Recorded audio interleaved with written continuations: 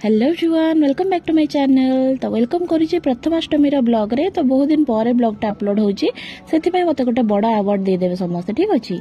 तो ये देखो सकालू सकालू हलदी पत्र दर्शन करके आसी गोटे कप एनर्जी ड्रिंक चाह मारिदेकिना, जोटा कि मोर एनर्जी ड्रिंक, तो सेटा पी देकिना आसी जाइए पूरा काम वर्क मोड रे। तो ये पोछा मारली, घर सारा पूरा पोछा मारिक सफा करदेली। जेहेतु आज मु बहुत दिन पर आज पढ़ुआ होची, माने प्रथमाष्टमी प्रथम पढ़ुआ होची। आज मो घर बड़ बो, किंतु बाहागर प्रथम वर्ष होती होती, तो यहाँ फास्ट टाइम होची। तो गोटे नुआ शाढ़ी पिंधे कि ये आसिक चौरे पानी देकी मम्मी भोग देते एंडुरी पिठा दुटा खाईदेली। भोगटा खाई सारा पर जाइली घर सारा झुणा देवाई, जेहेतु पॉजिटिविटी मत बहुत भल लगे, तो मु पूरा घर सारा झुणा देकी पूरा पॉजिटिव भाइब फैले देती। ये देखो झुणा पूरा घर सारा बुली बुलिकी सब आड़े दे देती।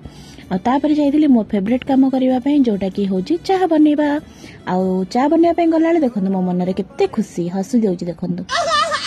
तो ये चाह बन सारा क्षीर जो सर बाहर सेटा मो घर महाराजा मान दवाई जाइली, जोटा कि होती ये दुई जन।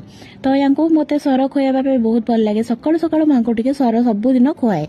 और जानते खाली सर नुहे, मैंने सब किसी खाती, आम जहाँ खाऊ से खाती। जमीक आम मैगी खाइले से मैगी खाइबे, आम चाउमिन मंचूरियन जहाँ खाइबो से खाती।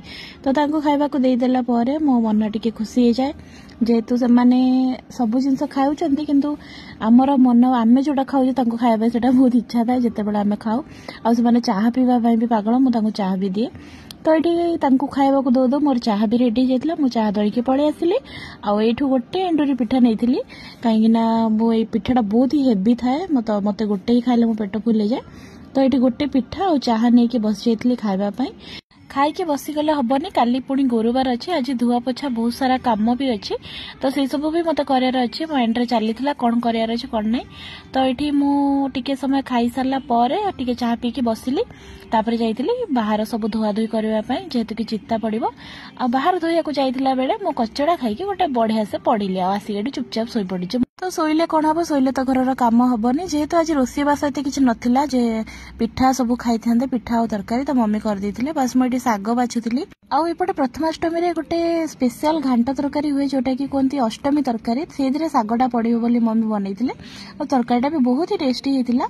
तो देखो ये मोर शाग बछा बछी सरला। That's it for today. आज ब्लॉगटा केमिति लागिला आपण मानकु निहाती कमेंट करके जनइबे। या पर आ गोटे ब्लॉग आसीबो, तो वेट करंतु, रहूची देखा गोटे नुआ वीडियो रे। जय जगन्नाथ।